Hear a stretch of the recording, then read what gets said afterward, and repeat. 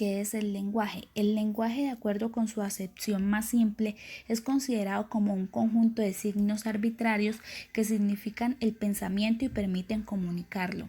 Así también, el lenguaje en un sentido amplio puede ser mirado como un fenómeno social en tanto posibilita la comunicación y la intersubjetividad entre los seres humanos. El lenguaje constituye la condición de la subjetividad. Al hablar nos ponemos como un yo delante de un tú. Los discursos, las palabras que se expresan a través del lenguaje no son reflejo neutro del mundo, sino construcciones subjetivas, formas de construir el mundo. El lenguaje es el medio con que cuenta el hombre para comunicarse. Existen muchos tipos de lenguajes. Algunos son el lenguaje hablado, visual, de señas o de imágenes. El hombre ha diversificado el lenguaje creando el lenguaje científico, el literario, el lenguaje audiovisual y el musical y pues muchos más, que poco a poco se van a ir universalizando. Todas las palabras cumplen su rol fundamental y este dependerá de acuerdo a donde se ubiquen en el contorno de la oración.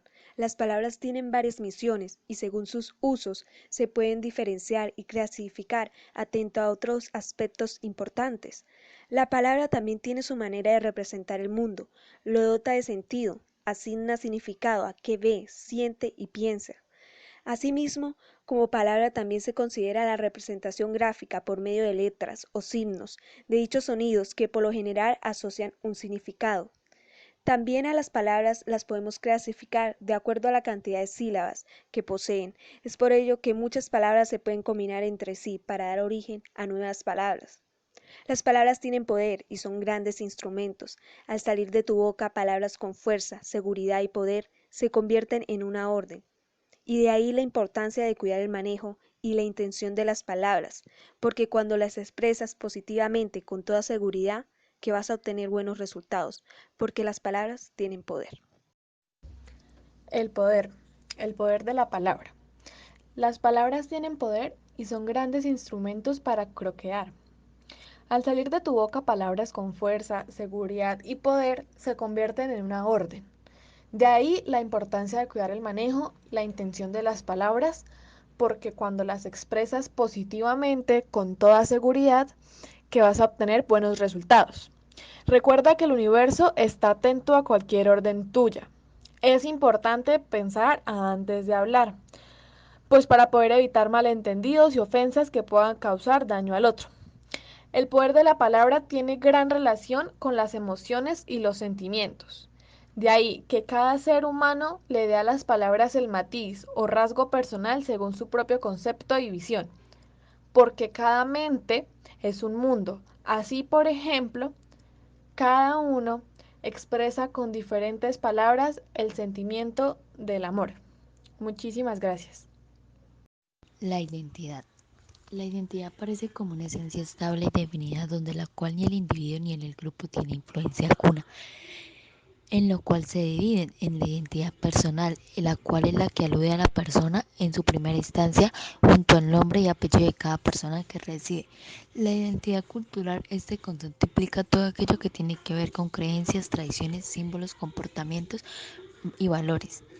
La identidad nacional se puede dar por el hecho de compartir costumbres o tradiciones. Es aquella que vincula a los individuos de una nación o la cual se forma parte. La identidad de género se entiende como el género en lo cual una persona logra identificarse. Para concluir, la identidad no es sino que se genera lenta históricamente y que se constituye mediante una red de vínculos estables y significativos y relaciones que la sustentan desde estas relaciones y representaciones a un sujeto individual o colectivo. Construyen su autoimagen y la imagen de otros o los otros, por lo tanto, la identidad es un proceso de identificarse históricamente apropiado, que confieren sentido a un grupo social y le dan estructura significativa para asumirse comunidad. La identidad es un fenómeno relacional y un modo de categorización de los grupos. Se utiliza para organizar intercambios. Considerar la identidad de un grupo no equivale a concretar el inventario de sus rasgos culturales distintivos, sino encontrar en estos rasgos los que son empleados por los miembros del grupo, afirmar y mantener una distancia cultural.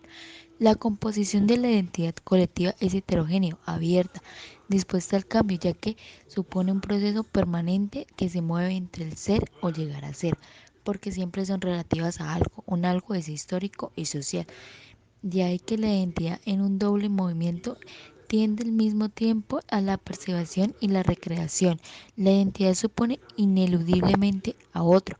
En este sentido, que el lenguaje y la identidad es un lenguaje bivalente, lenguaje de la inclusión y la exclusión.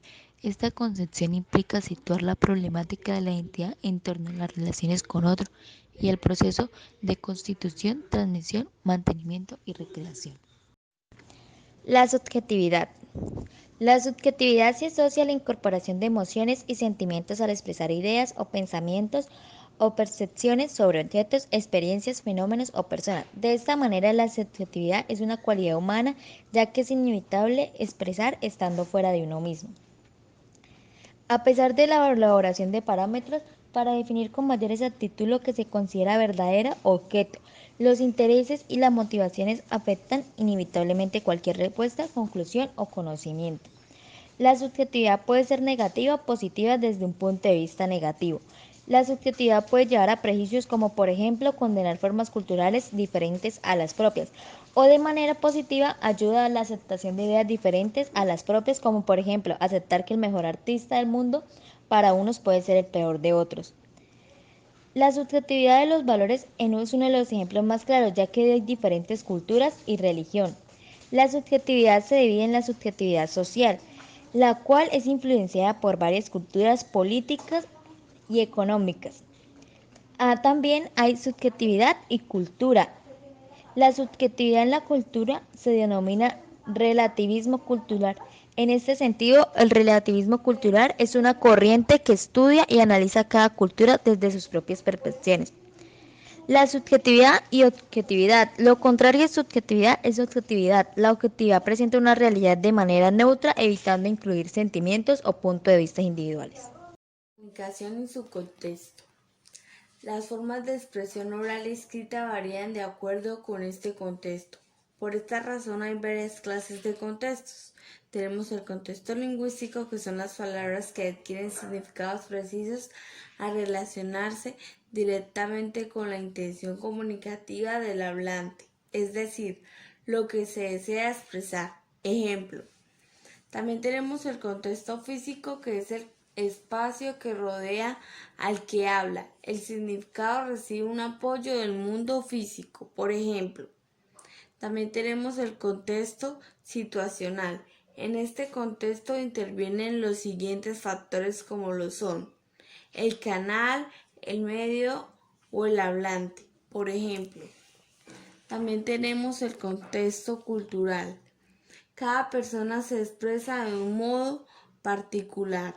Esto es resultado de los factores como la edad, el sexo, la profesión, el oficio, características específicas como lo es una ubicación, una geografía, historia, economía, demografía, costumbres, creencias. Hola a todos, mi nombre es Mayra Alejandra Urán y hoy vengo a hablarles acerca de los símbolos. Los símbolos son representaciones icónicas, las cuales representan ideas y conceptos. También son representaciones sensibles y no verbales de una idea complejada. Esa representación sensible puede tratarse de un elemento gráfico, visual, auditivo o figurado. Una de las características de los símbolos es que son representativos, son indivisibles, son colectivos, no son individuales y son significativos.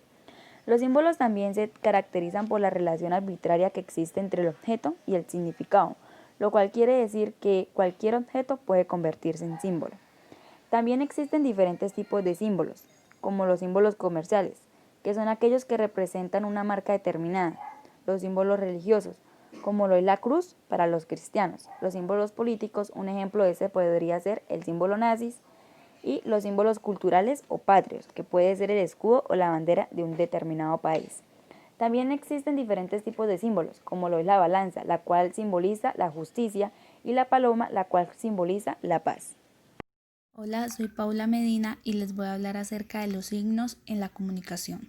El signo es todo aquello que sirve para transmitir una información, es un medio de comunicación.